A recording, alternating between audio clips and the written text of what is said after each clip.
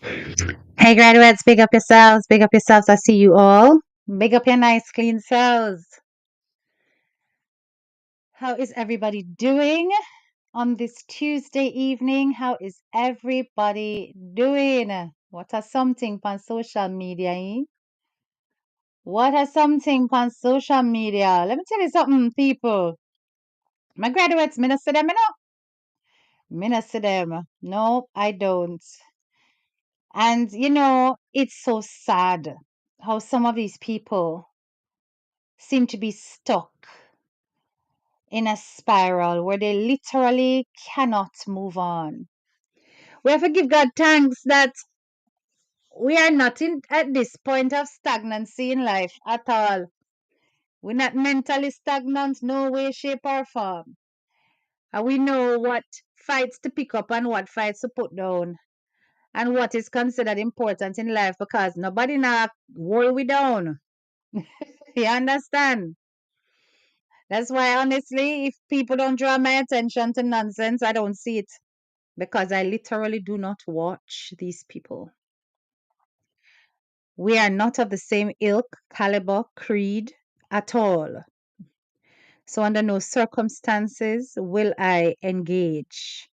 I don't exchange breath with people who are going absolutely nowhere. You understand?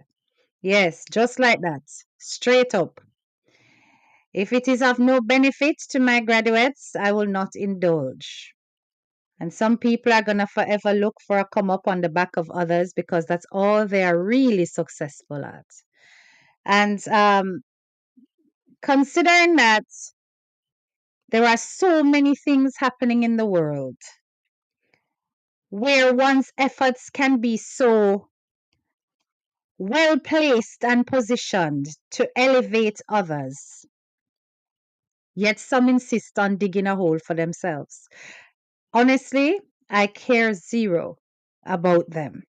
And that is really and truly, genuinely the truth. I care zero about them. I do not care if they remain on this earth or if they exit it.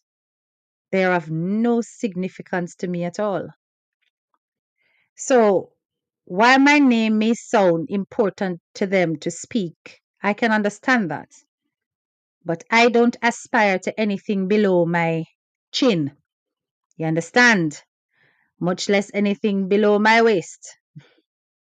If it is not of higher vibrations, I care zero about it and I will not engage with it. You understand me? We are all about positive vibrations, but also higher vibrations on this platform, and we leave the nonsense behind. I have effortlessly revamped my channel for a cause. So when we say Jamaicans for justice, we're not just talking about justice just for Jamaican people, but we're talking about justice for worthy victims. People who do not put themselves in positions to become victims on a cyclical basis because they are stuck in their mindset and they are stuck in their pasa pasa and baga baga. You understand?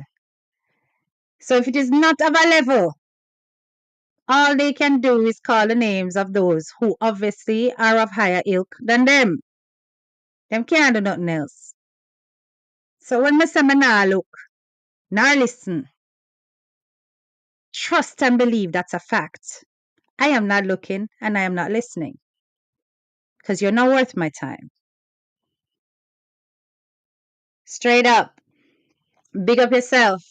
My graduates, let me go through and heal up the people them on the platform. You understand? My graduates who never leave my side. Big up yourself, my Renshaw, Don, ever first in a class. Welcome one, welcome all to HDK's Live. Please remember to like, share, and subscribe and show appreciation for the channel. Big up yourself, Vibe Studio. Hey, Vibes. We see a gym picture, Vibes. What way you look nice. Eh?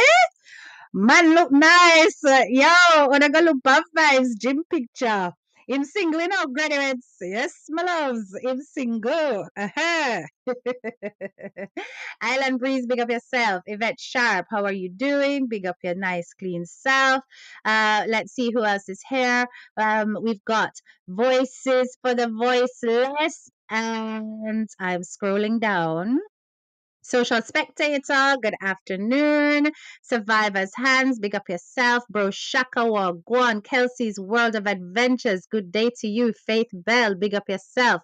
Bro Shaka, my brother, big up yourself. Blessed Love, Stacy McDonald, Pauline Montague, Charmaine Walker, Pi Gordon, big up yourself. Margaret, big up yourself. Let's see who else is here. And Boo 1992, good day. Gwen Hale says, Hi, HTK Silent Watcher here in the UK. I enjoy your videos. Keep up the good work. Justice for Jay. Big up yourself, Gwen. Thank you so much and welcome. Glad to have you typing on the platform. Yes, waste of precious time. I ain't got time for that. Pauline, big up yourself. Let's see who else is here. Valerie Douglas, big up yourself. Carrie, Wagwan, sis. Stain, big up yourself, sis. Island Breeze, big up yourself. Lala, love, light, and peace. We like that. QT, big up yourself. Pi Gordon, big up yourself in the building. Messi, blessings, blessings. Natalie, big up yourself. And Sexy San, how are you doing? Faye WR, big up yourself. We got a few things that we're going to talk about tonight. And I particularly, it's interesting because somebody sent me this and I started to look into it and my mouth just kind of hit the floor because I don't really know what else is coming next out of the United States of America. But I'm keeping an eye on it despite the fact that I am in the UK because for the simple reason that we all know that when it comes to American policies and laws, England tends to mimic and copy as much as they can, especially if they see that it works. And in this atmosphere of um, not liking migrants and wanting and wanting migrants out, we as migrants in the diaspora have to pay attention to the actions of the likes of Trump. Because I don't understand how it is that these things are being allowed to take place. And America, the land of the free, seems to be sitting back and not challenging this. I mean, I've literally seen American people protest for less than this. And it's either that America is happy that this is happening generally, um, or you're trying to rework an entire euphoric kind of world in the hope that it would survive. And when I say this, I mean, is it that Black Americans, and I'm speaking specifically of Black Americans, are sick and tired of being referred to as Black Americans? And I'd really like to hear from the Americans on my platform who are Black. Are you tired of being called African American? Are you tired of being regarded as Black Americans, descendants of slaves? Are you tired of your slavery history being brought up as a part of your Black history? Are you tired of receiving, I would say, compensatory benefits as a result of the injustices of slavery? Is that what's going on in the United States of America? Are you now at the point where you have gone past your over 400 years of enslavement and indoctrination and institutional racism as well as physical racism? Is it that you've gone beyond that and you've now gotten to the part where you are at kumbaya with your oppressors and your colonizers? I'd just like to know because what I'm seeing here kind of gives me that impression that you guys have gotten to that point where you just want to hug up with with the white man and say, yo, the walla we are one. Big up yourself. I see you guys. I see you. Greetings, Bejan girl. Because what I'm seeing here really make me question why it is that on not taking to the streets and on not asking Trump what the actual hell is he up to. So the latest thing is that the Trump administration has given schools a deadline to end DEI programs. So that's diversity and those inclusivity programs, or they will risk losing federal money. You know, hear what me I say? So schools and universities have 2 weeks to get rid of these diversity initiatives. And it's all about raising the stakes in the president's fight against wokeness. The result of it has sown serious confusion. But I'm telling you that schools they are scrambling to actually make the changes on time. Right? A memo was sent out on Friday to the education department people, and it gave an ultimatum. That ultimatum was to stop using racial preferences as a factor in admissions, financial aid, hiring, or other areas. Schools are being given 14 days to end any practice that treats students or workers differently because of their race. Right? There's a lot of changes that could happen in education as a result of that. I mean, first of all, the memo itself, it targets college admission offices, and that orders an end to personal essays or writing prompts that can be used to predict an applicant's race. So, you know, there are certain things there that are being removed, which can be a bit useful. Big up yourself, Yad Swag. That can be useful. You know, obviously, you know that you are in fact discriminated against from the get-go when you apply for a job or you apply for certain institutions, because you have to check what race you're at. So there is one benefit there, in that I no longer, when I'm applying to certain colleges, have to say if I'm African American, I'm Indian, I'm this, I'm that. And you have to take that out of the application. It's not too bad a thing, because then they will probably now resort to names. So those of you who weren't smart not to call your kids Shaniqua and Jaquan may struggle with this, but those of you who called your kids John and Sarah will certainly get a pass, if your grades are good enough. You understand? But basically, a part of this is that it forbids dorms or graduation events for students of certain races, right? Um, as well as the efforts to recruit teachers from underrepresented groups, okay? That can also be seen as discrimination. So if it is that we are going to be saying, oh my God, look at our faculty is looking 90% chalk white. We need to do something about this and get some people of color in here to represent diversity and to have, a more level playing field of people from various backgrounds. So that's going to go, because that's going to be seen as discrimination. I'm telling you guys, when I'm seeing the power of the people's voice being turned on itself, this is exactly what this is. Because now it's a case of, no, we do not have to give credence to whether or not we are showing good representation in our organization, in our businesses. We just hire on the basis of how good you are. We don't care what you look like. That, to me, gives a pass for supremacist tendencies to be flamboyant. Like, we could definitely just decide that, look, we are going to take the best who are all white. But at the end of the day, I could easily discriminate against other people of different races, and you won't know about it.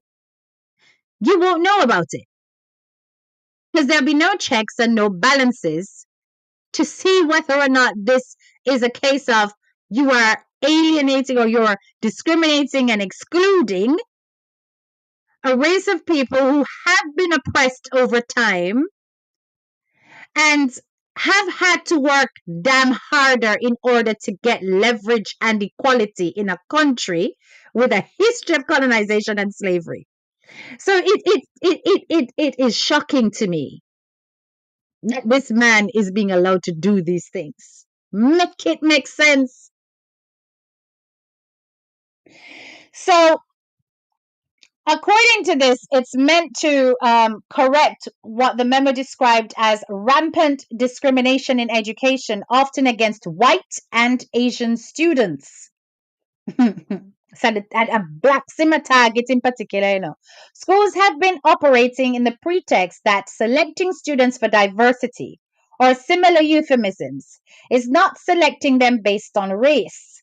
Um, no longer students should be assessed according to merit, accomplishment, and character, not according to race. Now it sounds good. That does sound good, right? It does. The memo itself doesn't change federal law, but reflects a change in the federal government's interpretation of anti discrimination laws. Under its broad language, nearly any practice that brings race into the discussion could be considered racial discrimination. As legal justification for the new memo, it cites the 2023 Supreme Court decision barring race as a factor in college admissions.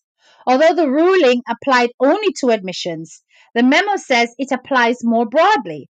Put simply, educational institutions may neither separate or segregate students based on race, nor distribute benefits or burdens based on race, it said. Now, I am aware that within colleges, you have got exclusively black fraternities and sororities where they are able to celebrate black culture, talk about black issues, support each other as black students. So those sororities and fraternities would have to be disbanded on the basis of what is happening right here. um, it is an extension of President Donald Trump's executive order banning diversity, equity, and inclusion programs. On Monday, the Education Department announced it also cut $600 million in grants for organizations that train teachers. The programs promoted divisive concepts like DEI, critical race theory, and social justice activism, the department said. So, social justice activism is also considered divisive. Critical race theory, also considered divisive. I wonder if you guys understand exactly what that means. Big up yourself, Young Pumpkin Spice TV. I wonder if you guys actually understand what that means.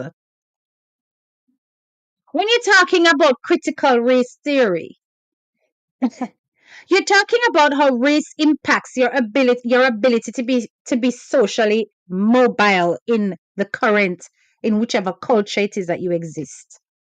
How race plays a significant role in how you are treated and in your development. If you erase such crucial discussions, then in effect, you are silencing issues that have not gone away.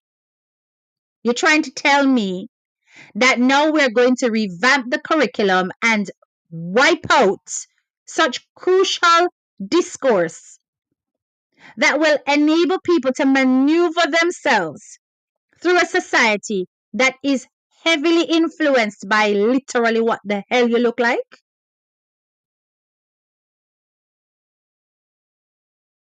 That you are going to remove discussions that are about social justice? Do you know how many things have been changed as a result of social justice movements?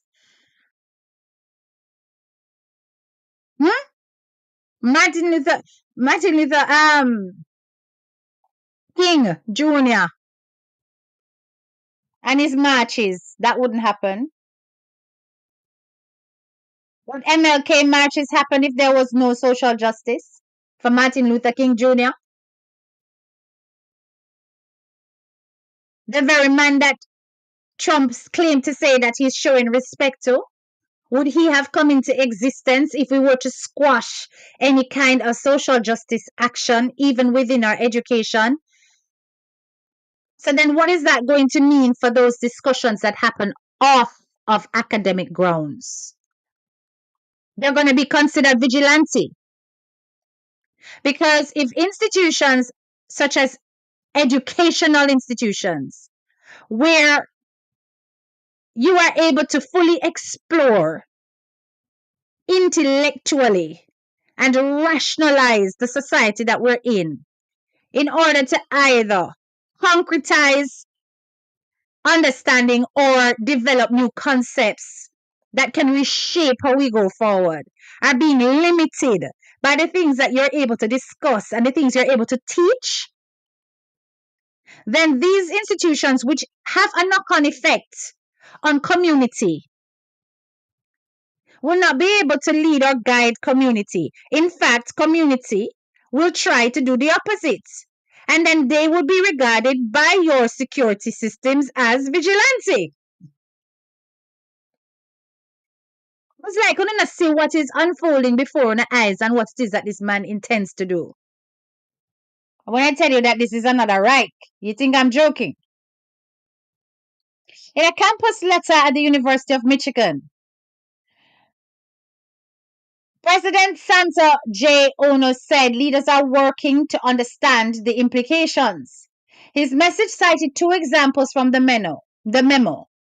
The one banning admissions essays that could predict an applicant's race, and another saying it's unlawful for schools to eliminate standardized testing requirements to achieve a desired racial balance or to increase racial diversity. Dozens of universities have ended standardized testing requirements in recent years, including Michigan.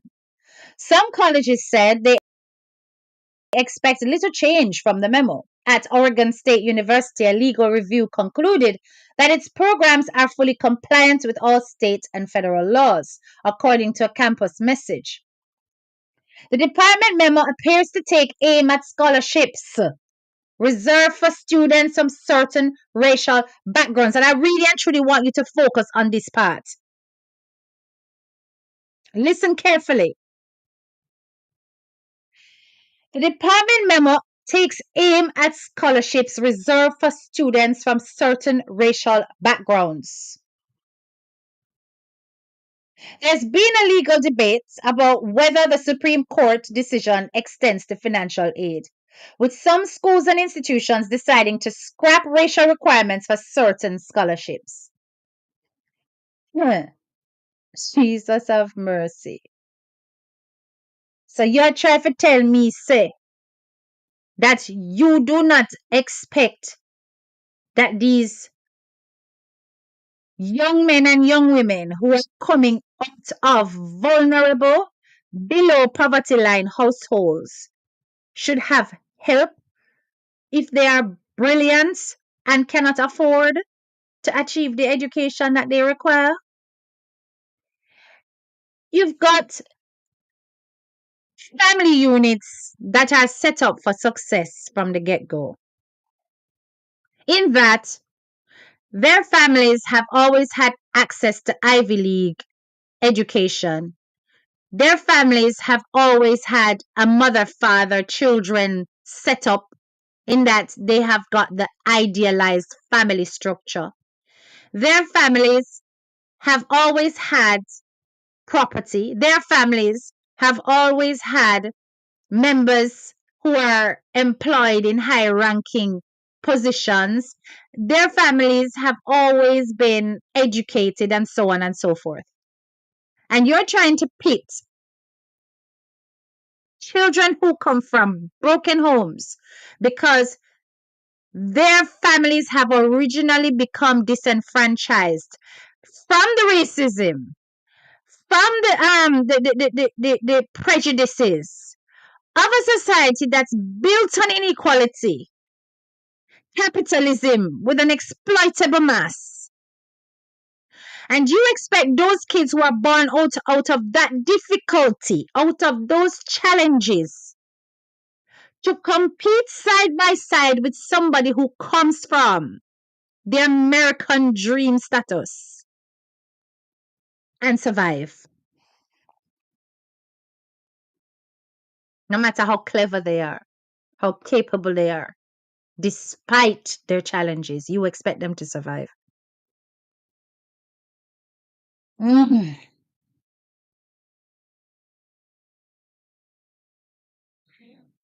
According to this article that I'm reading here, what we do know is that 14 days is definitely insufficient time for schools to assess and implement any necessary changes to be in compliance.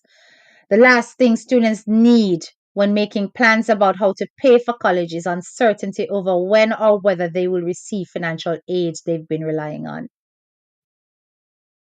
Now, if this isn't a dangerous move against vulnerable communities, I do not know what is. And as I said, America seems to be just sitting there and doing next to nothing about it.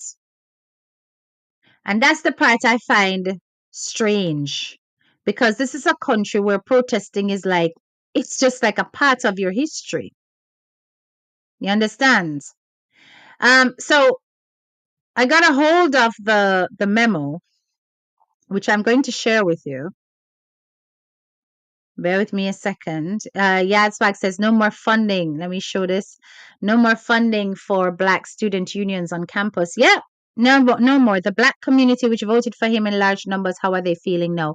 A lot of them are still digging their heels in and saying it's the best thing they ever did because, it's about time everybody just gets called human. And that there is no division. Yeah, remember, that's what they're saying, because they expect to be loved and welcomed by every member of the white race, to the point where there are no white ceiling barriers. There are no, sorry, glass ceiling barriers. That was, in fact, a Freudian slip. That there are no there are no glass ceiling barriers.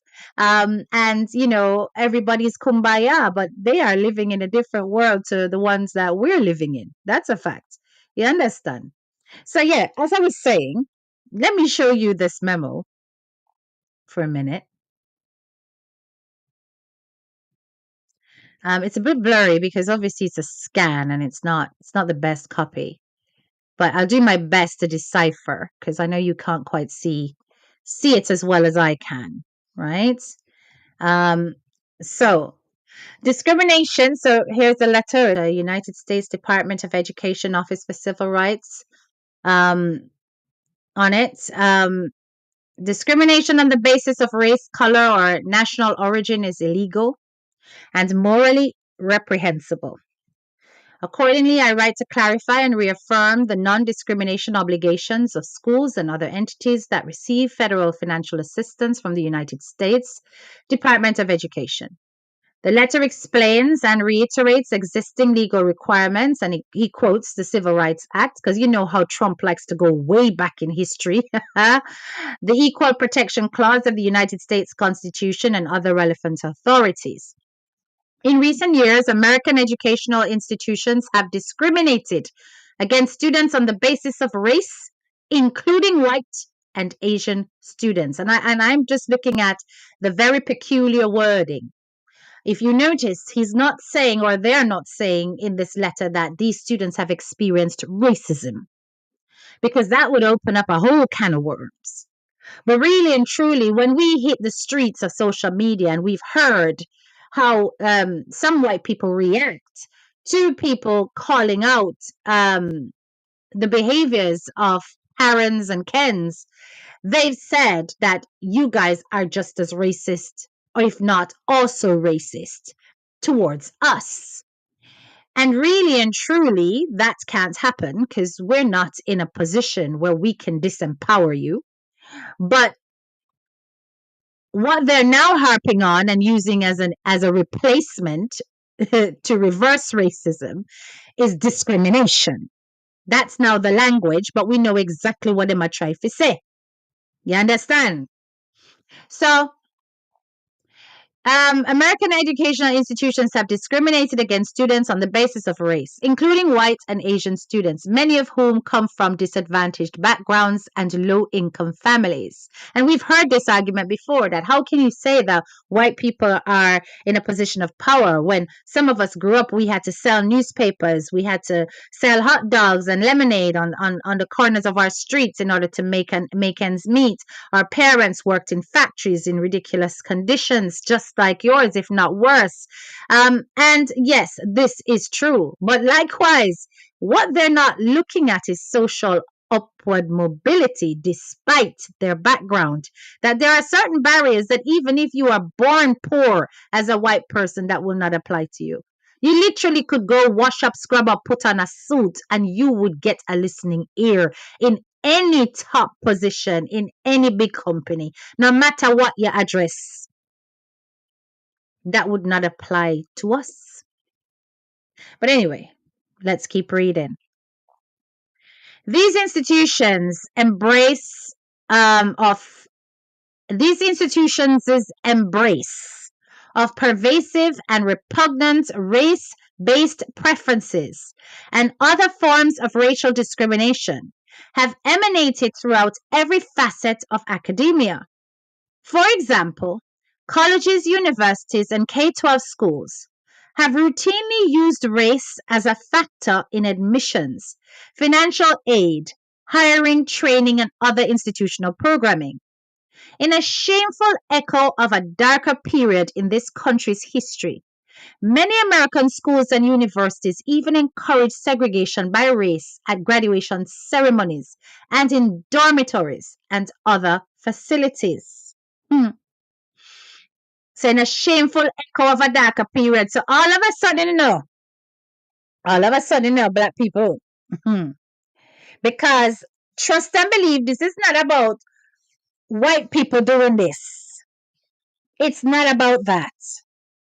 Because black students have gotten themselves to a position where they can have their own thing on campus, no problem, as a result of the discrimination historically they have faced. But then white students end up feeling left out. Now, notice when they are talking about the discrimination, they're focusing on white and Asian students. So, therefore, the enemy here are the black students.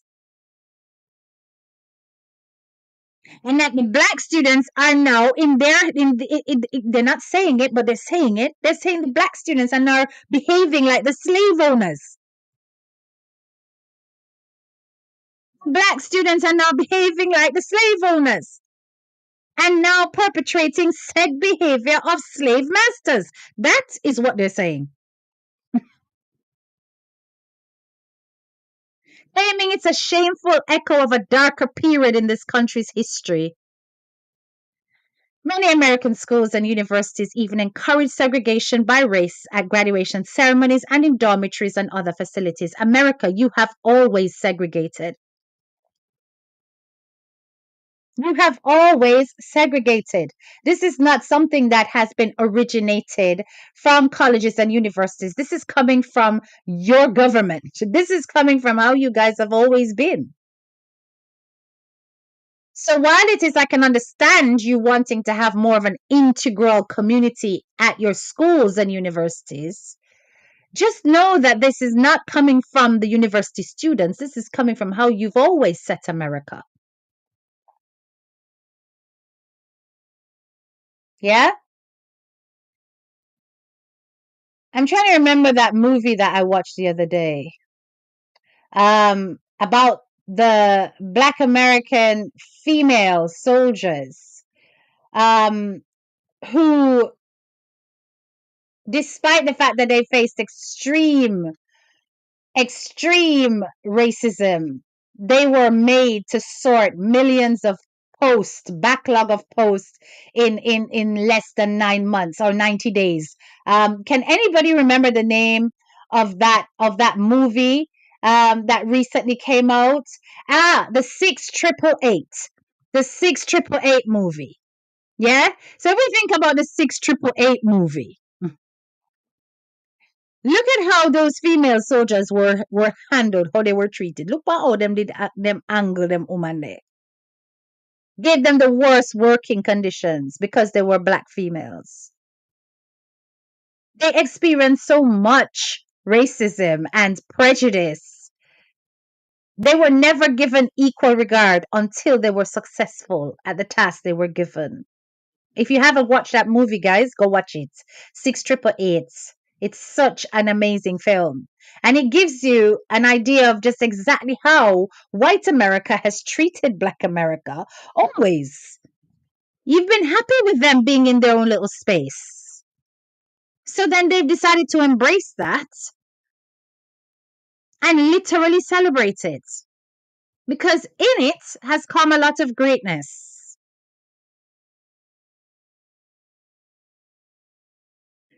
So let me look at the second page.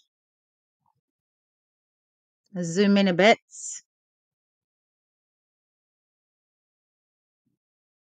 Educational institutions have toxically indoctrinated students with the false premise that the United States is built upon systemic and structural racism. Look at them rewriting flipping history. What ras this married? It's married people because this makes sense. Huh? Blouse and skirt this married people. What is married?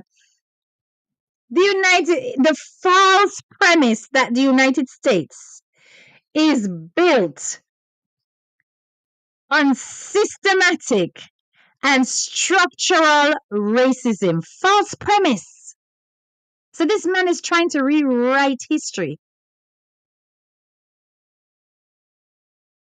This man is trying to rewrite history. So no, systemic and structural racism doesn't exist. No, in America. So it's a false premise that the US is built on systemic and structural racism and advanced discriminatory policies and practices. Proponents of these discriminatory practices have attempted to further justify them, particularly during the last 4 years, under the banner of diversity, equity, and inclusion. Smuggling racial stereotypes and explicit race consciousness into everyday training, programming, and discipline. Now, I'm not saying that people can't go overboard with the race card because I've seen it many times. Lots of people draw on that card and go, "Oh, I become a black. I become a black." Not everything is because you're black, right? Um, but there are blatant times when it is because you're black. There are times when you're not invited to that after work hangout because you're black. There are times when they go quiet when you enter the staff area and they're having their coffee and their chit chat because you're black. There are times, yeah, when they will all plan to go on holiday together and not include you because you're black. You understand? There are times when you will get he will get an A and you will get an A minus. And that minus is to make sure that you're not measuring up to Tom's A. So you get the A minus because you're black. How are you going to know if there are no checks and balances to make sure that that minus point can be proven? How the hell are you going to flipping know the difference between when it's straight, you deserve that A minus, or when it's no, you should not have an A? Very different, right there, so. Very, very different.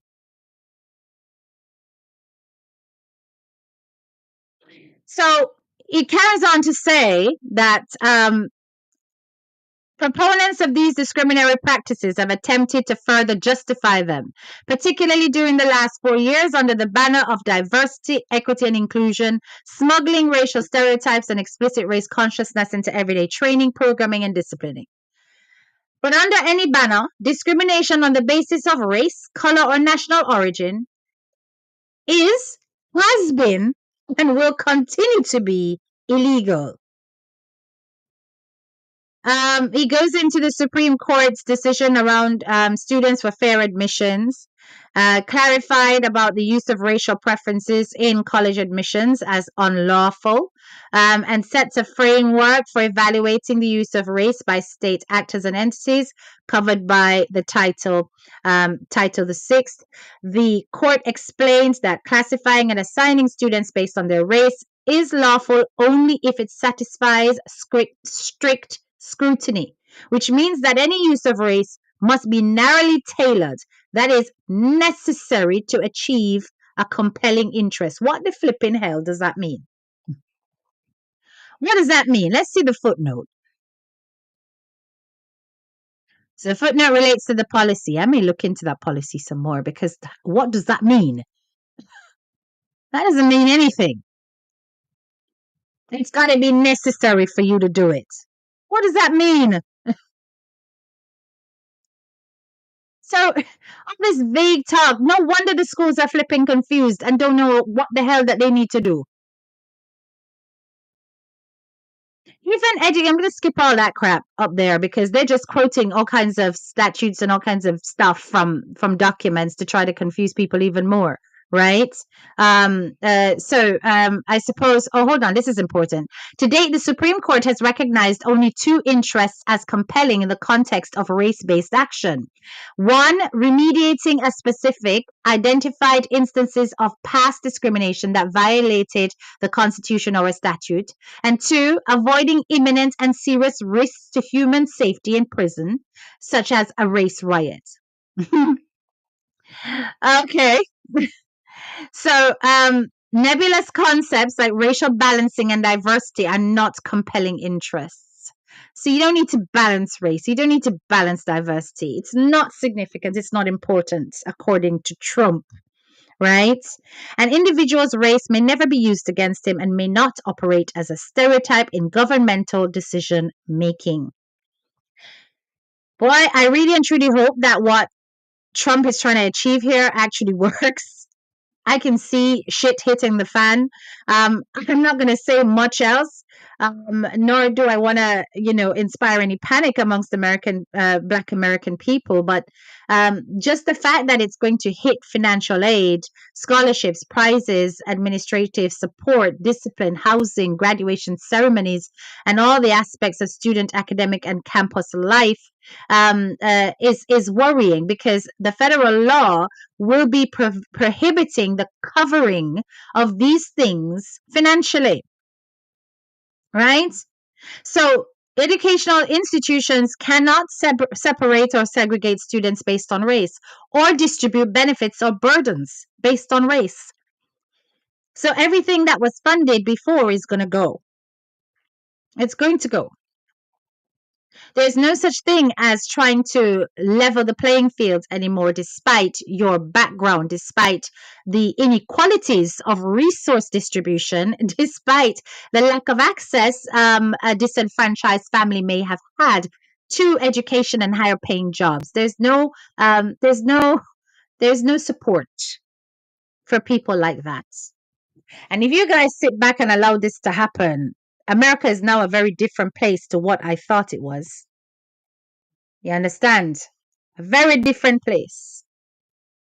Yeah, if it's not a riot, it's okay. Basically, people have to literally start burn down the things them in their place and say, where the black people at? Or something like that for a school to go, okay, we need to get some black folk up in here. Yeah?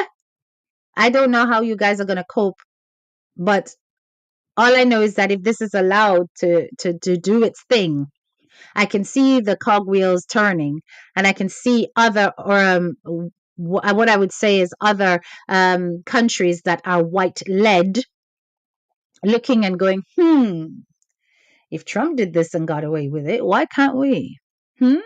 Let's look into it. Already we've had, the UK sending out its biggest coconuts to try and tear down immigrants, despite the fact that they themselves are of immigrant origin, and sounding very Trump-like in the things that they are saying to get rid of and to make things more complicated for future residents in this country.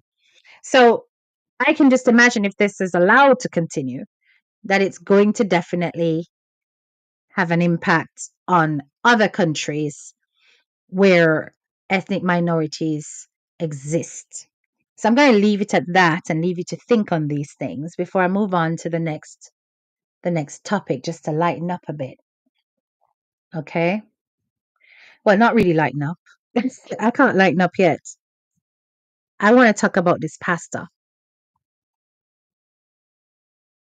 Who is this pastor from St. Elizabeth? When I was sent this video, I started to look into it. I was hell bent on finding this pastor. I said it in my last live, I think, that I was literally, no, I said it on TikTok live. I was literally searching all of the directories to try and find a Pastor Wayne.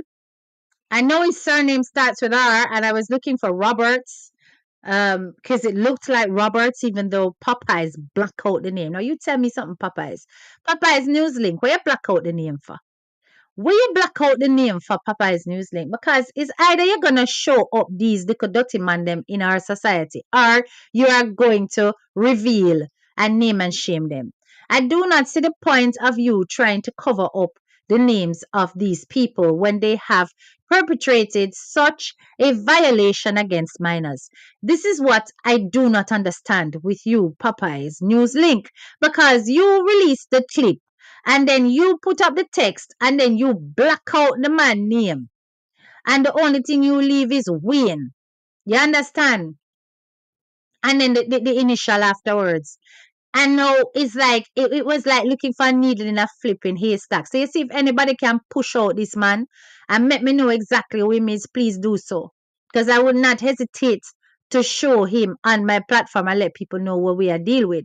Unless the man pass, and even if him pass in death, him should receive the condemnation of the tongue and the spirits. So we're gonna listen to this in case you haven't heard it before. Just shocks me how much Uncle Larry devotes. You understand? There's quite a few of them, my lovelies. Quite a few of these Uncle Larrys. Hold on there.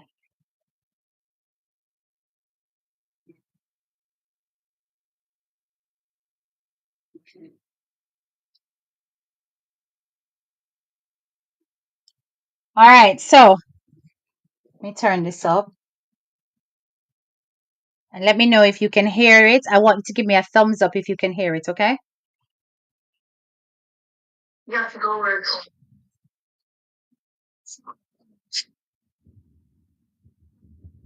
On the time say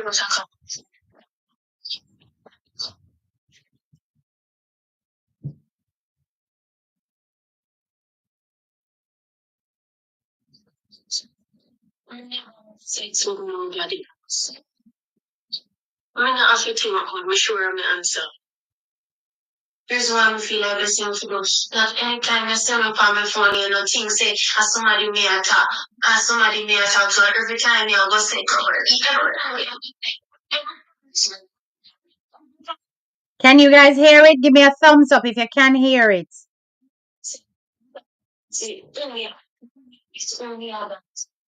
I'm supposed to understand now. Just sitting around.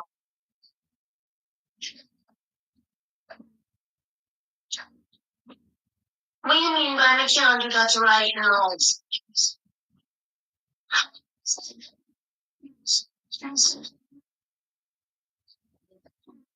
You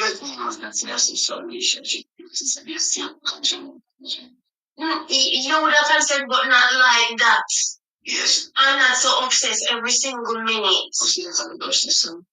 Uncle Wayne, is this nothing less than an obsessed behavior? But no, me I tell you how me feel about the whole entire thing, and it's like I don't know you still are find a way to kind of justify it. But Uncle Wayne, that you always do. You always are just even when I explain to you say this I make me uncomfortable. I sit down right through yesterday. I explain everything to you. Was it yesterday or the day before yesterday? Yesterday. Why we can't just have like one normal father and daughter relationship?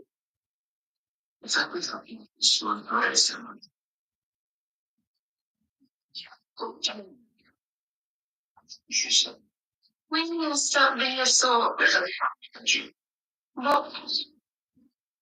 I just talked to you a while ago. Yeah, but honey, you start from now. So I just don't know. You don't express yourself about the plan. I think it's a good time. You don't trust me. But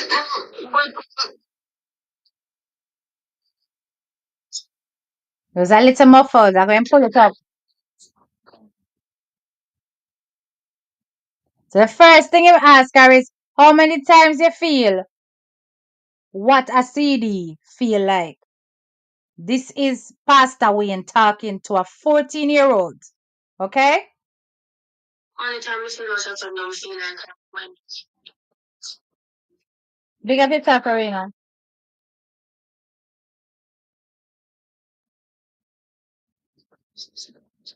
you say so good body. When you ask you think good, me sure I'm the answer.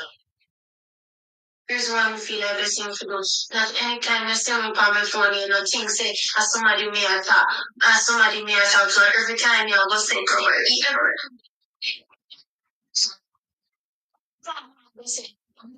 see,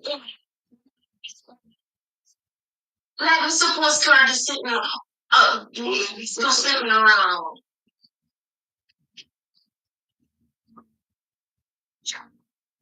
The little girl is pushing this man away, you know, and he might tell her, stop, push me, and you can't do this right now. You know, hearing? All right. What do you mean by I can't do that right now?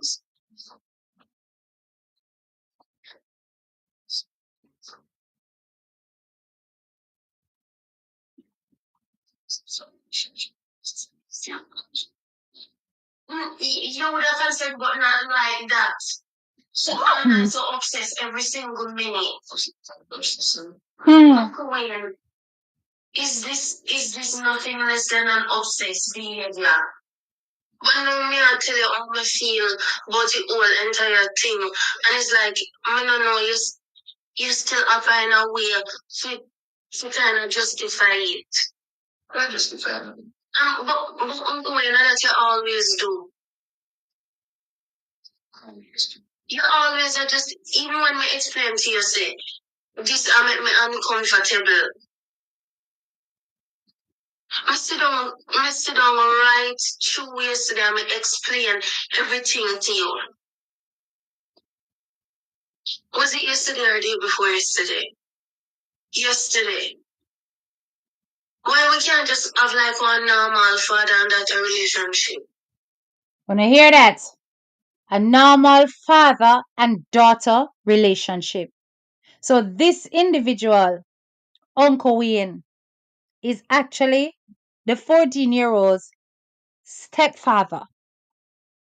Now, this recording is so many years old. She released it when she was 20. This is as far as I've gotten with my investigation.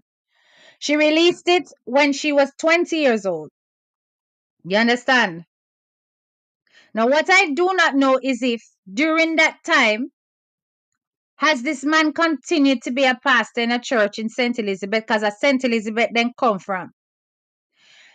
Has this man continued to have access to minors? And was the mother aware of it? Anyway, go and listen.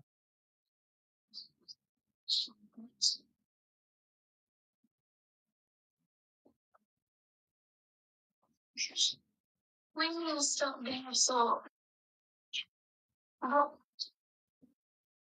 just talked to you a while ago. Yeah, but honey, you start from now.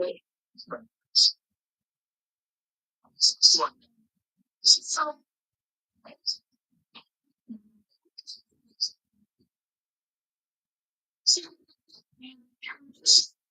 But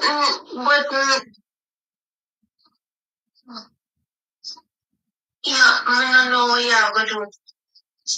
I don't know what you're gonna do. But you have to go work out. So the gist of the conversation is that the little girl is sneaking to record him. And as a result, she's making sure she's very clear. What it is that she asked him to do was to get rid of the mother because she's not comfortable being in a relationship with him while he's involved with her mother.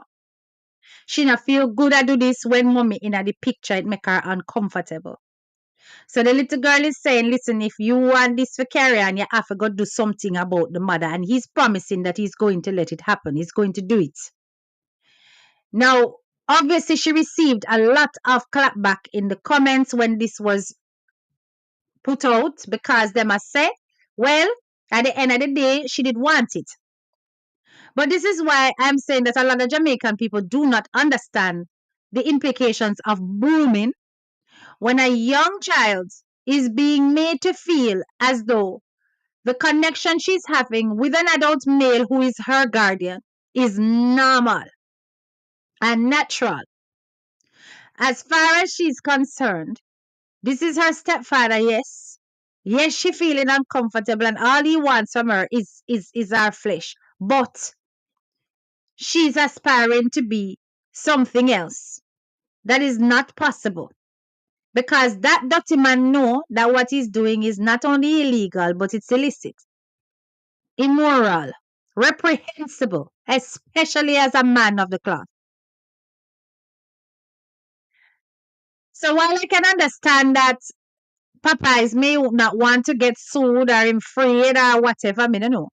And worse, him there Jamaica, so I have to tread carefully. When investigators find information like that, you need to find a way to leak it. That don't lead to you.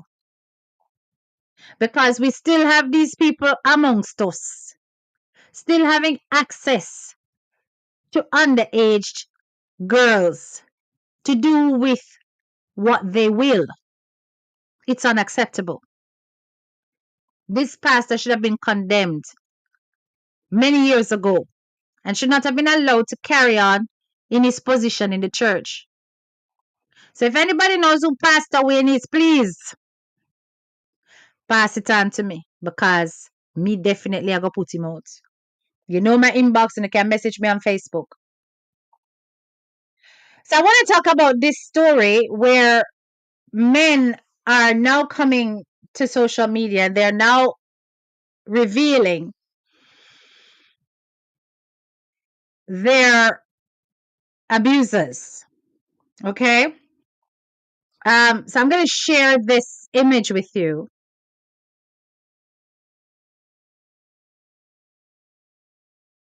I'm going to share this image with you guys.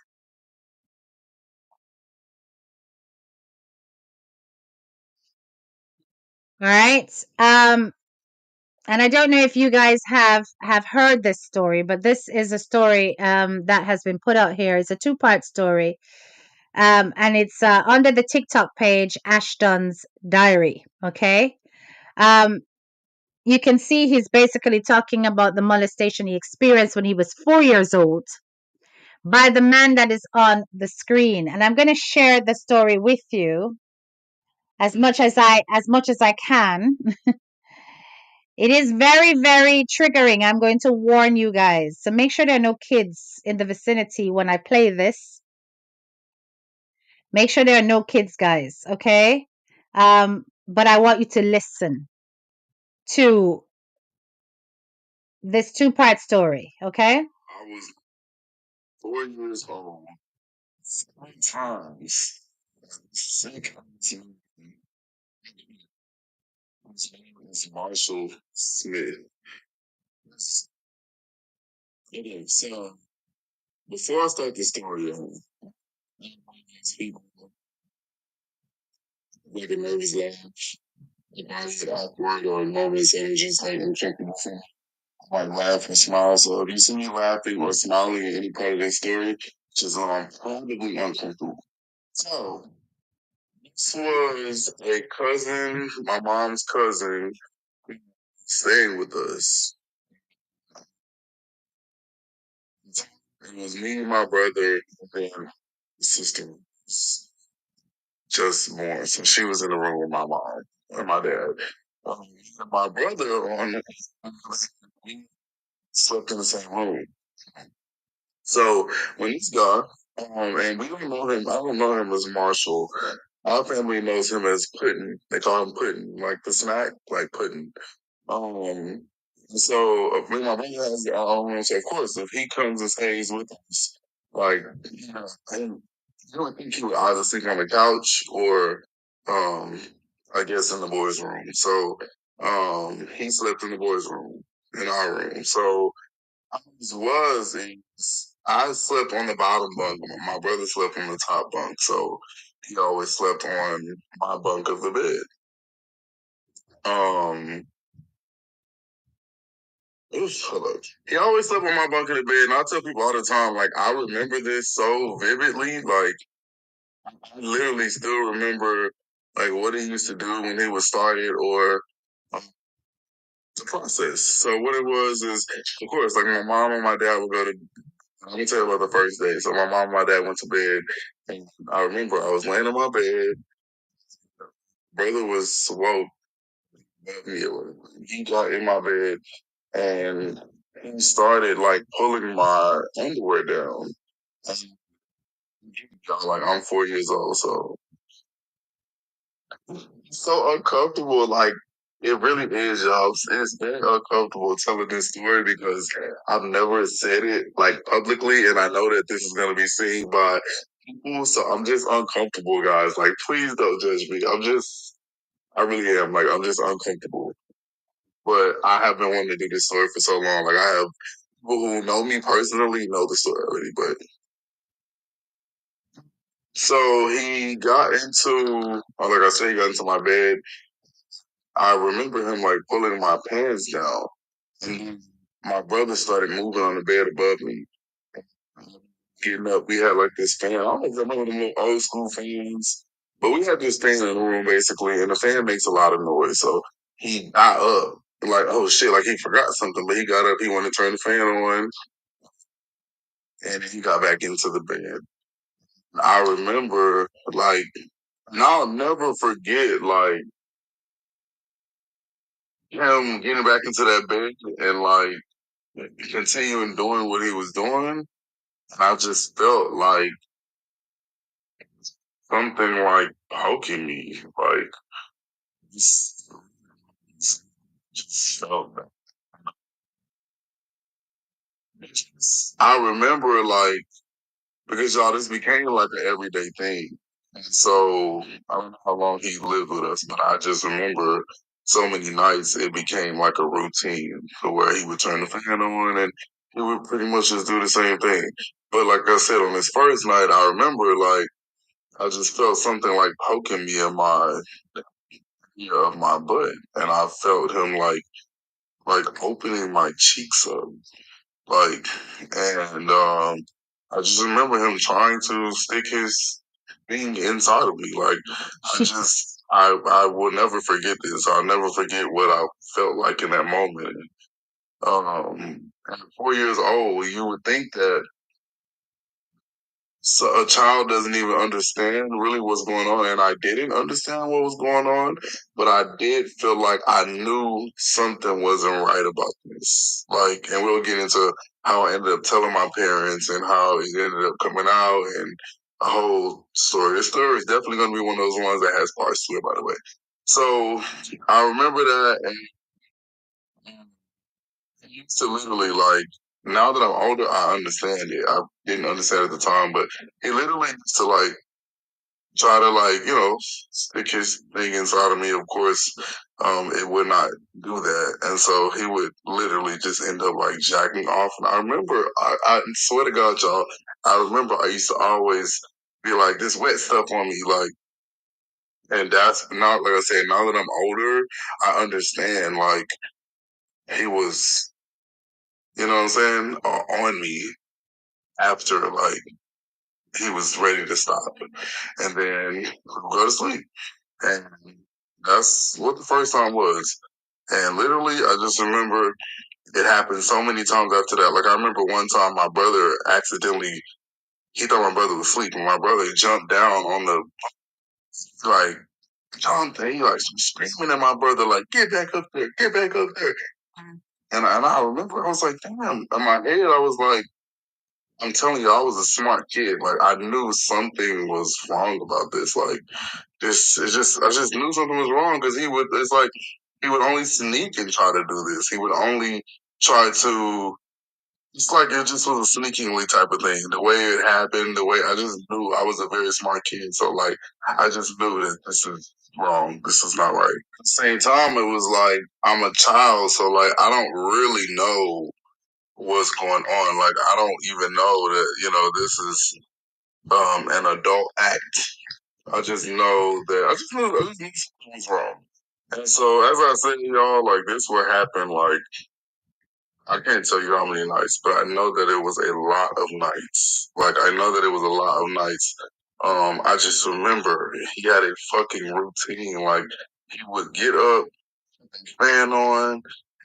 He could cut the TV on. He would always make sure my brother is asleep, checking up there, making sure the door is locked. He would walk out my room because our room's right outside the living room. My parents' room was right across. We lived in an apartment at the time. And so if they would have walked in, like it would have been an easy thing. You really wouldn't have heard, but he would always make sure that door is locked. Like he had a routine and he wouldn't take too long. You know? This whole thing will probably go on maybe like 10 minutes. 10 minutes max. It's something that he would get in there and do quickly and try to be done as long as he could. But I remember, y'all, when one day I finally said something to my parents, to my dad actually, and exactly what I said. Um, Me saying something along the lines of like something is he has something poking me or something like that. My dad was like, "What are you talking about?" He was making me show him like, where on my body am I talking about? What am I talking about? Like, and I remember I showed like my butt like here, like he was like, "Is he pulling your?" He's asking me questions like questions like, "Is somebody messing with you? Somebody playing with you down there? Somebody pulling your pants down?" And I'm just answering the questions like, "Yes." Like who? Like I say, y'all, we don't call him Marshall. We call him Puddin'. And I remember saying Puddin'. And all I remember, y'all, is one day, I remember this day I said this to my dad. I remember it was fucking cops at our house. Yep. My mom, like, everybody was heated. It was, I just remember, like, it was, all I remember is red and blue lights. It was a lot going on. Like, my dad was heated. Like, they had to calm my dad down. I think my dad damn near got arrested, literally, but my dad ended up knocking him out. My mom stopped talking to him, of course, but it just became this big family, and like he wanted to kill me. Honestly, that was the thing. There's the second part of this story. For like when he went to jail after he got out of jail, he was like, "My real name is Ashton," so he's like, "Where's Ashton at?" Like he wanted to come find me to unalive me for telling this story. And mind you, y'all, like this happened when I was 4. Bitch, I'm 28 years old, finna be 29 in 2 days. My story has never changed since then. My story is the same. I can draw the picture out for you if you need to. That's how this shit really is. But if y'all want the part 2 of it, So the part two is when he basically breaks down about, how the man basically is trying to threaten his life as a result of him revealing this story. Um, it is very disturbing, but what I'm trying to say is that we make these stupid mistakes um, of allowing grown folk to share a bed, a space with our children. And you might be thinking this is an uncle, this is a grandfather, this is a trusted relative that you are putting in the bed with your child, be it male or female, none of it is safe. And when we continue to make these stupid mistakes, then we win stupid prizes. And it's like you have literally put your child at risk. Now, of course, the parents are going to be angry and they're going to do what they're going to do, but a part of that anger is going to be guilt. A part of that anger is going to be guilt because why? Why would you do that? Why would you put your child in the position for that to actually happen? Ashton's great in that he's not blaming his parents, but I'm sorry, I'm blaming your parents. I'm blaming your parents. Now, this is a very reasonable question. Why didn't you scream and tell your parents? Now, let's not forget, it may have felt nice. This is a child. Yes, a child who clearly was not advised about good touch, bad touch, and is wondering, well, is it a caress? Does it, is this something that's I'm supposed to enjoy? Yes. So at first he may not have, but afterwards, obviously he's thinking, no, based on the reaction that he gave to his brother, this is not something that other persons are supposed to see. So he's doing something secretly. So that's going to set off alarm bells in his head that whatever is happening to me is not okay and it shouldn't be allowed. And luckily it didn't get to the extreme case, but he was trying to get to the extreme case. You understand? Now, I bring these stories to you to let you guys think about your own situations with your own children and how to avoid things like this happening and being a pitfall in your child's life. He's very brave, Ashton is, to come out and share his story. You can go on his TikTok page. You can listen to part 2 if you like. He's very, very brave to do it. And I know that it's it's something that will relieve a lot of the burden of what he's been through by sharing. But at the same time, I can imagine that lots of people are going to judge him because, I mean, at 4, why didn't he scream? Why didn't he shout? The 4-year-old, is so emotionally underdeveloped.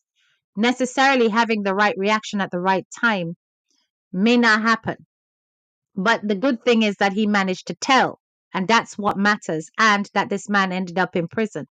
But to think he has the audacity to actually want to turn around and unalive the young man because him talk is also crazy. And he should take that threat very seriously now that he is out. You understand? Yes, my mom did that. See, Sikiki, I say it here.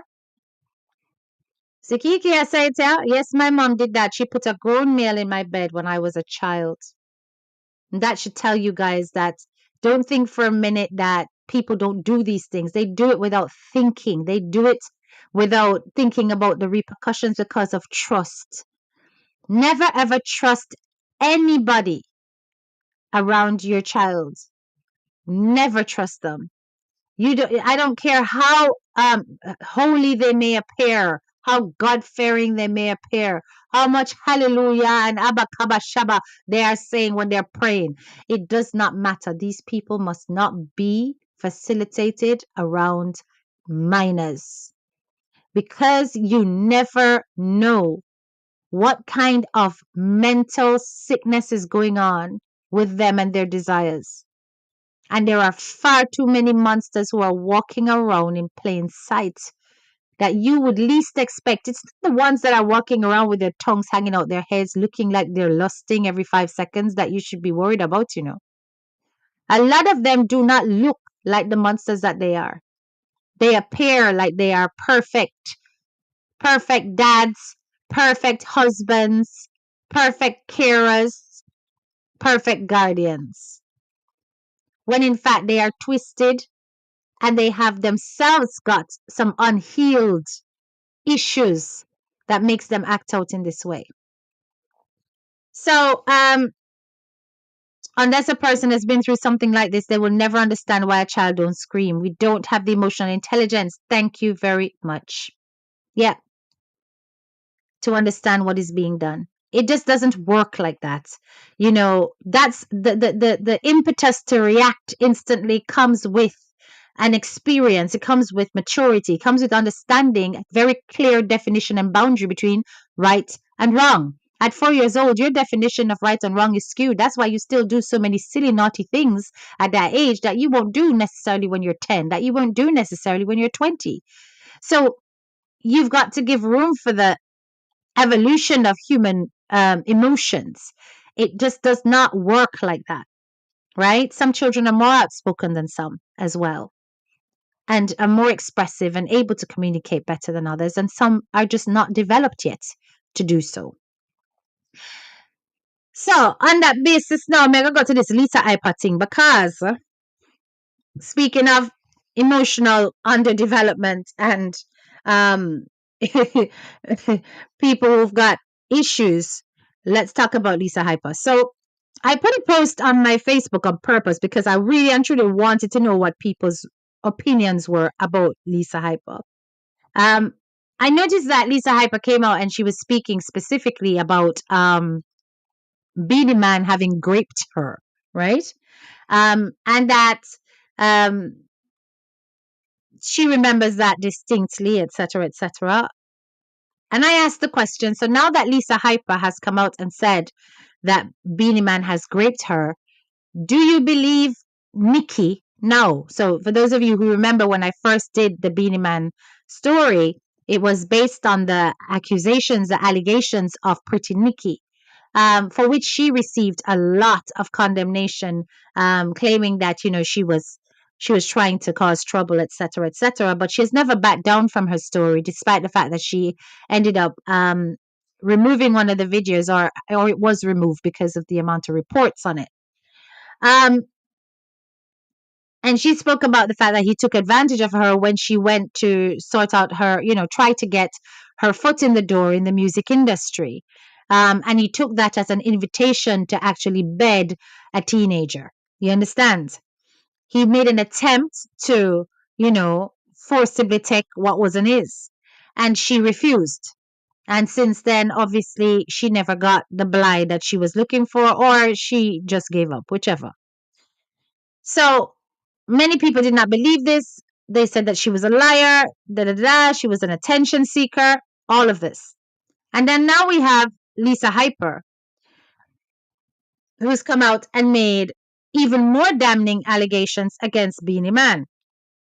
Now, I do take on board the comments that were under that post considerably.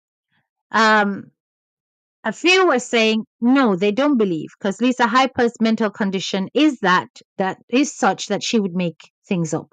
She would lie. She has a whole invented world in her head that she is of the belief is real. These delusions, they take the lead when she's not under her medication.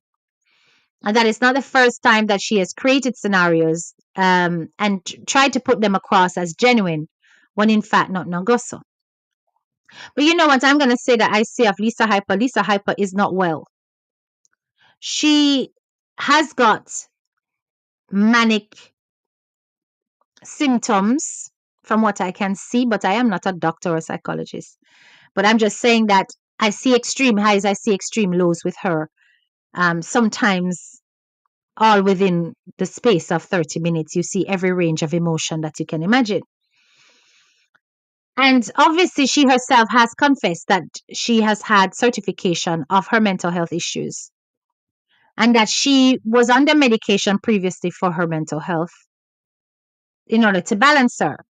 Somebody else commented and reminded me that, remember, she has come out before and apologized to say that she wasn't in her right state of mind when she said certain things. And that was after she had taken her medication. Lisa Hyper's biggest issue is that when she takes the medication, it dumbs down her creativity. It stops her unique ability to spin lyrics because her mind seems cloudy and foggy. And I've heard people who are on the injection and other medications say the same thing, that they literally have a kind of brain fog and they feel slowed down considerably, because obviously when you're manic, you operate at great speed, to the point where you literally just push yourself until you crash, right? Um, but I'm not gonna lie. Yeah, multiple personalities. Yes, yes. So she's spoken about this as well. But I'm going based on what family members have said, that it's a manic bipolar disorder. Um, does that mean that Lisa Hyper is a liar? Does that mean that everything she says it's a lie? I don't believe so. I believe that a lot of truth is blended with a lot of fiction. Um, and there are certain things that she says repeatedly. She does not stop saying it. She doesn't let it go. And that's why we also have the saying that if it's one thing mad people do, them talk truth, because they don't have any boundaries on what they can say and how they do behave. I mean, we've seen the fact that she was showering literally half naked on Instagram as an indication that her boundaries are skewed, right? But I am not going to sweep everything that Lisa Hyper says under the rug as though everything that she's saying, nothing no go so. I'm going to say that she is definitely sick and in need of help because she contradicts herself literally all the time as well. And when you listen to her rationalizing even her relationship with her sister, it's based on childhood gripes, things that happened when they were kids that she hasn't let go, which shows that emotionally she lacks a certain maturity that she ought to for a woman of her age to move on from certain issues. But I have got an eye on Beanie Man. And if anybody else comes forward with this said story, I'm sorry, but I am very much going to believe Lisa Hyper. I already believe Nikki, but I'm going to believe Lisa Hyper. Because why so much people, or at least two women so far, are coming out and saying these things about this one artist? Why not anybody else?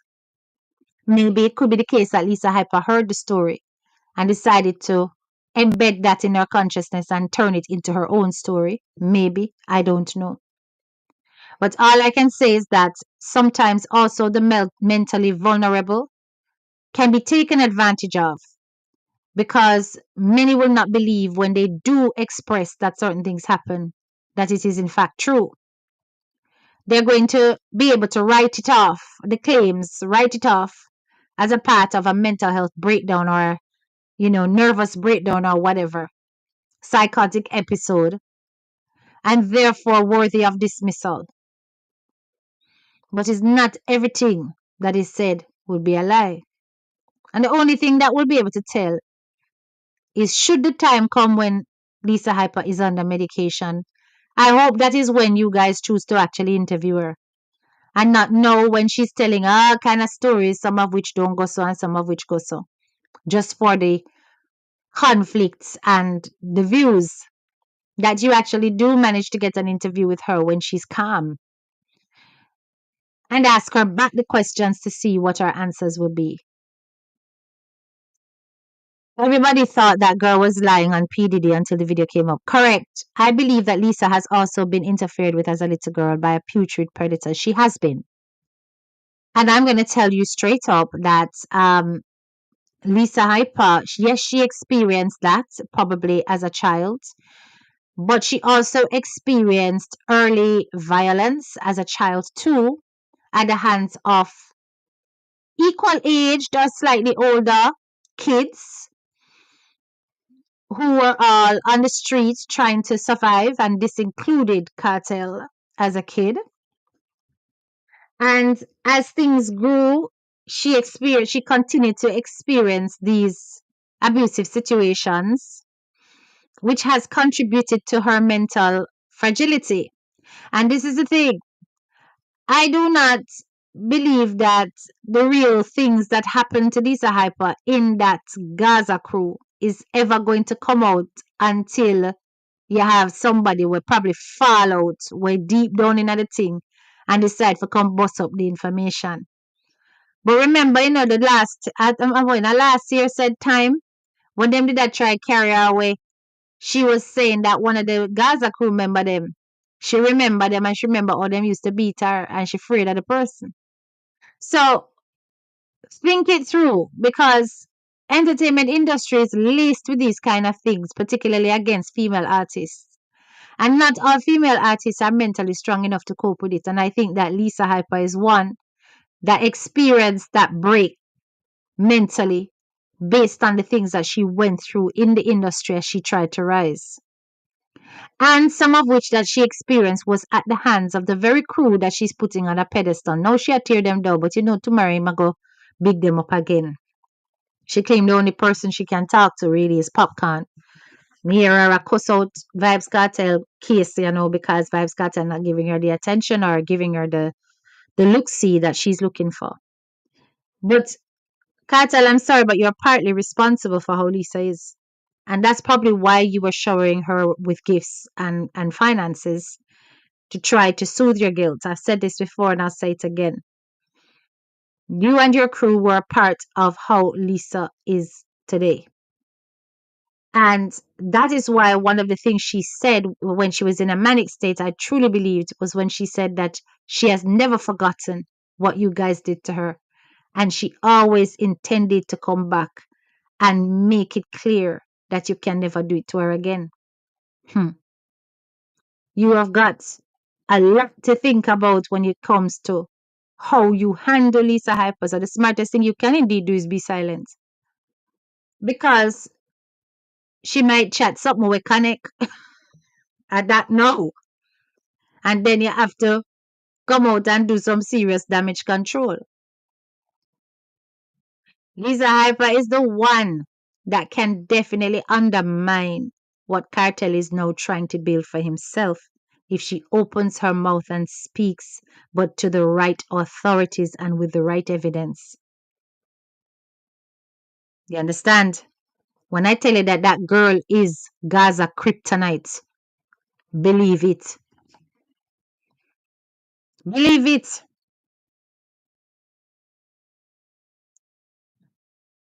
She allegedly said Brad tried it and she pulled out her and him back off. Why she didn't pull on Beanie, just a thought. But yes, eyes on him. Yeah, yeah, yeah, exactly. Exactly. Eyes on him. Eyes on him. Eyes on him. We're gonna just leave it there for now, but we are very much aware of it and it's now strike two with his name. So it's gonna take probably another person coming forward and then that person might just be a very sound mind and then all hell will break loose on the internet because him not gonna get away with it. You understand? But I'm just saying that everything that Lisa Hyper experienced led to her being who she is. She's afraid of the hot oil. Maybe she is, but maybe one day she won't be. And that's why I said she's Gaza kryptonite, right? Them have to keep her sweet, or at least don't keep her at all, as in move away and move away permanently. But the more she's around is the more damage that she'll be able to wreak, the more havoc that she'll be able to wreak, both in terms of Carter's relationship with them and in terms of the aspirations of Gaza Empire.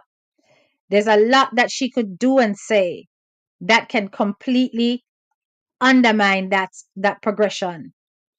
You understand? And it's a tricky space for her to be in. Right now, she needs the help and she does need to get to the point where she's willing to accept it. But until then, our mouth is going to be reckless and anything can come out of it. And yes, we have to take it all with a big bag of salt, not even a grade, because we know that illusions and delusions can be a part of a psychotic break. But she's insisting that she's mentally okay. Fine. She's insisting that she is, but the behaviors that she's displaying is showing that clearly she is not. She's claiming it's a spiritual attack. And I don't know how much of you believe in such things, but she clearly does. She does make reference to Obeah and black magic all the time, sending spirits to stop the virility of a man, sending spirits to dumb people, all those kind of things. She speaks about it quite often. So I don't know what she got caught up in. But even that in itself can unleash demons on your own self if you don't handle yourself properly. And if you're mentally not strong enough to handle it either. And that's just speaking from a spiritual perspective. You understand? She's even claiming that as she speaks, they're still trying to do something demonic, but that is a part of the paranoia also that comes with schizophrenia and also comes with bipolar disorder. So we do have to keep her in our prayers, right? Jamaica has a culture to blame the victims. My mother was harped repeatedly by three brothers who she was not related to. She has been reliving her trauma. And that's very, very true. That's very, very true. Which is why I'm never going to jump out and say, I'm sorry, but I don't believe her. I'm going to say, I need more evidence. I need more in order for me to come out and condemn. But there is a huge part of me that believes her, that believes she's not lying, especially given the fact that I've heard it from Pretty Nikki, and um, it seems to me like there may be a pattern being built up of character in the entertainment industry that perhaps needs to be shed more light on. But we need more evidence in order to proceed, really. Um, with the story and getting the story big enough that it goes to press. So right now, the way she's behaving, she's never going to be taken seriously. Nobody's going to take Lisa Hyper seriously behaving the way she's behaving. You understand? So, and that's a shame if she's really making revelations about being mistreated by people in the industry that are actually true. And of course, without going to the relevant authorities and taking to just Instagram and blah, blah, blah, that's not going to make anything serious or official come out of her complaints. So, on that basis, it is also understandable to imagine that a lot of this has to do with her upcoming albums, singles, whatever the hell she's going to release, and that she is building traction in social media so that eyes are on her for her release and she gains from it in a profitable way. A lot of people do use controversy in order to launch new entertainment products. It's not great, but it does sell. Even in music, it does sell, especially in dancehall, it sells. So at the end of the day, people will be hungry to hear what she has to say, and she'll release that in a way that she will make as much money from it. So let us go on watching this space. By the way, I hope to say Blam them never get no damn deported. I did share the thing that they claimed it was Blamdem's mother. I just somehow don't believe it was Blamdem's mother. I was like, oh, what is I must prank. I must still believe say a prank. Cause as we said, them TikToker people are them very TikTokerish when it come to likes and views. Them do the things them just to get the looks. You understand? And so said so done. I mean, Blab them came out and basically said that nothing can remove him from the country because he's straight. But I don't believe that. Right? I don't believe that. I'm sorry, I don't. I don't believe it. But you know, and Pretty Don seems to be kind of in a new space from what I can see in the background of her recent videos. You understand? Something onset this outburst. Yeah. So you just have to really look at social media like nothing that you see. You can't 100% believe people. You just have to take everything, you know, question everything that comes in your path. Be free thinkers. Don't be sponge, right? And read for yourself. Investigate for yourself. The moment you do that, then you are that less enslaved by how people present information here on social media. Anyway, guys, make sure you like up the live on your way out. I hope you have found this class thought provoking. If you're new to my channel, make sure you hit that subscribe button and double click the bell so that when I come live, you get your notification. Big up yourself, graduates. Light up the chat with the purple hearts for me as we exit. We will continue to talk about issues of social justice on social media that really we do need to be ahead of, 10 steps ahead of, and obviously bring you awareness around anything to do with immigration as Trump continues with his tirade through the US government. Big up on a nice clean stuff, and thank you again. This is your girl, Head Teacher K, and I'm out.